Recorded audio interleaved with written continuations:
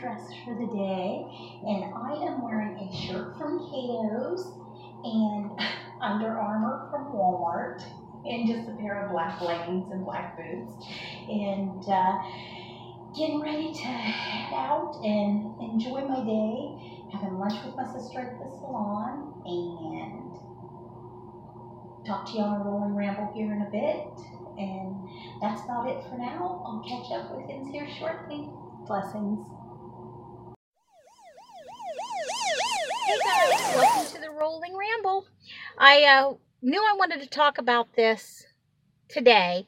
Some stuff I seen yesterday, of course, on the keto pages, but it was going to be too much to add in with my Thirsty Thursday segment, so I figured we'd do it separate. I don't have to upload all that stuff together, so I figured I would do a Rolling Ramble separate from my Thirsty Thursday.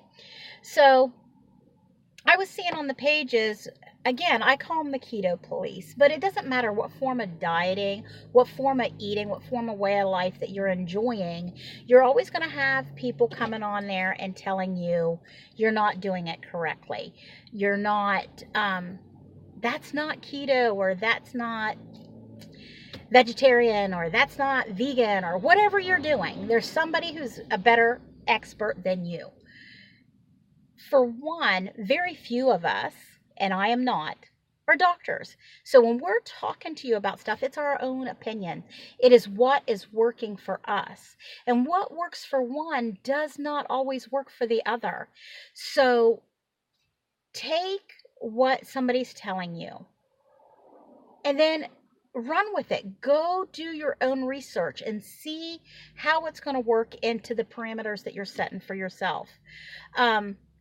But you can still support those people. Support them. Don't lecture them. Don't berate them because their form of keto is not your form of keto. So everybody can do something different. And like I've said before, it doesn't matter how you're doing keto. As long as you're in ketosis, you're keto. So your fat might be higher, or your fat might be lower, your protein might be different. You might be doing total carbs. You might be doing net carbs. You might be doing total carbs, but they're at 30 instead of 20. Each person has to do what works for them. And my opinion on it is, start out high. Don't start out at the lowest. Don't start out at 20 total. In my opinion, start out higher than that. If you want to, start out at 50 total. And then once you're in it a while, then you hit that first stall, drop it down to 40 total.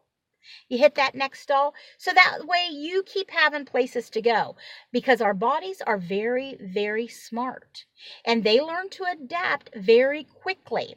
So as we're changing and we're at a level keel for a while, and our weight's changing, but we're at a level keel for a while with caloric intake and our macros and all that, our body says, hey, wait a minute, I'm going to adjust. And it adjusts your metabolism to fit what you're doing right then.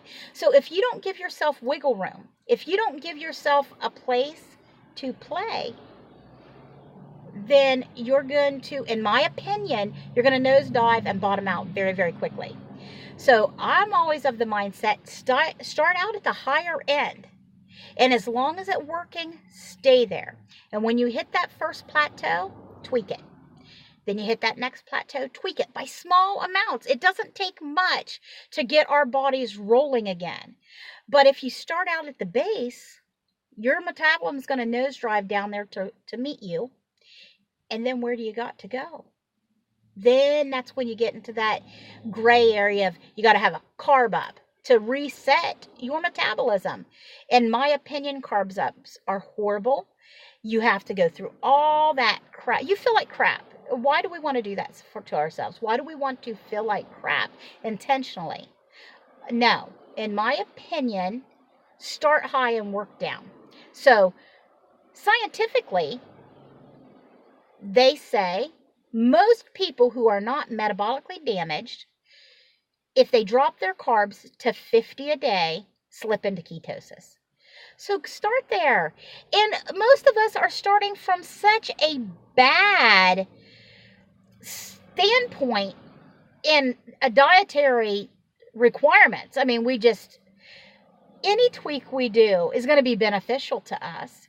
So you're going from doing the worst diet you could possibly do to trying to eliminate everything all at once and do this strict keto. And I'm afraid people who do that are going to get frustrated so early. And as soon as they hit that first plateau, they have nowhere to go. They're just going to quit. Nope, it didn't work for me. Keto is not good. No, keto is excellent. It's excellent. But we have to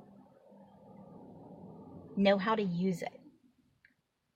So take the tools that keto is offering, read up on them, so that instead of getting advice from other people, and I could talk about keto all day long, and I want to pass on the knowledge, but I also want people to know how to get it themselves. Go and research it and weed through all of the people telling you their opinion and form your own opinion. And know that just because this works for her, or that works for me, or this works for this person, it might not necessarily work for you. So take the information we're giving you and make it work for yourself. Because with a little bit of tweaking, I think this diet can suit anybody. But you got to know how to tweak it, and you got to be willing to take the time to play with it. So, and then when you hit those plateaus, and it's truly got to be a plateau, people. You can't be 1 week you're up a pound, or hey, like me last time, up 11 pounds. I knew that was just water weight. There was no reason for me to get upset about it. I knew it was water weight. So you're going to fluctuate. We are fluid beings. And I jokingly say this, but I honestly believe it to be true. Okay, if the moon and bariatric pressure affects the bodies of water that's on the earth, why wouldn't it affect the fluids that's in our own bodies, cause us to retain and gain and swell? The ebb and the flow of fluid, H2O, the ebb and the flow of that is everywhere. So even heating something, think about that. If you put hot water in a glass and it cools down, that glass is going to look like it has slightly less volume. You take water and you freeze it in your freezer, what's going to happen to it? It's going to swell up. So we're in a very, most of the areas of the United States right now, it's very, very cold. It's cold. And all of that stuff affects inflammation. So let's not get upset over weight gains.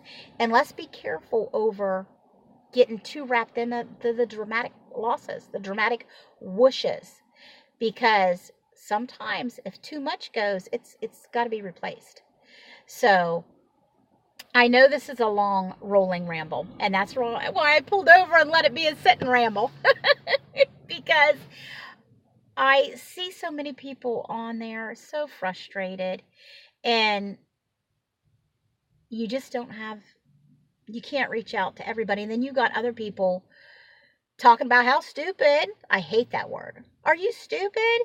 That's not how it works. And it's like, well, you've got your opinion. I got mine. Everybody's got, you know, the saying. All right, y'all. Yeah.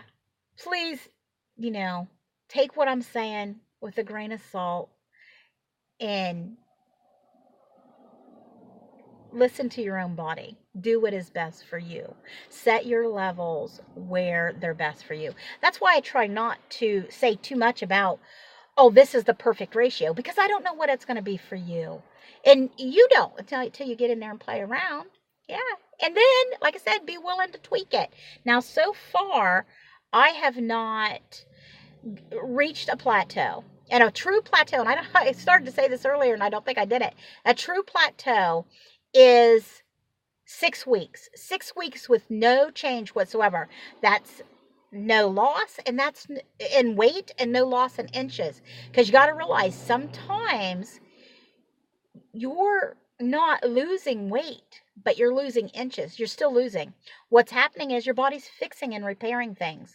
So you might have gained bone density. You might have gained muscle mass and lost a tremendous amount of fat. Fat is the lightest thing on your body. So as you're trading bone density and muscle mass for fat, you could actually go up and then go be in a smaller size pair of jeans. And isn't that what we all want? Because that's the best thing. That's showing you're healthy. Alrighty, guys, I'm rolling up on 10 minutes. I'm going to let you go because I'm sure y'all don't want to hear me talk all day long. Have a good day, and I will talk to you tomorrow on Fashion Friday. 3, 2, 1.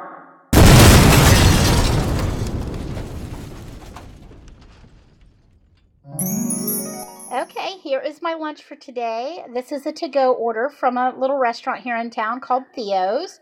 And it is a brisket burger underneath all that slop mess with a fried egg on top, tomato, onion, and lettuce with mayonnaise, and then a side of Brussels sprouts.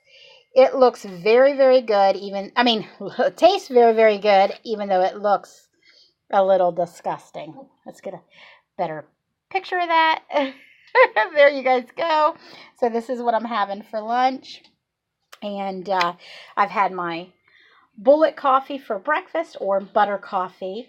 And I'm not sure what I'll be having for dinner. Most likely nothing, because it's pretty late in the day and this is going to carry me pretty good. So most likely this will be the last meal of the day. A couple more cups of coffee in there, maybe a cup of tea at work, but pretty much going to be it. Alrighty, you guys, have a great day, and I will talk to you later.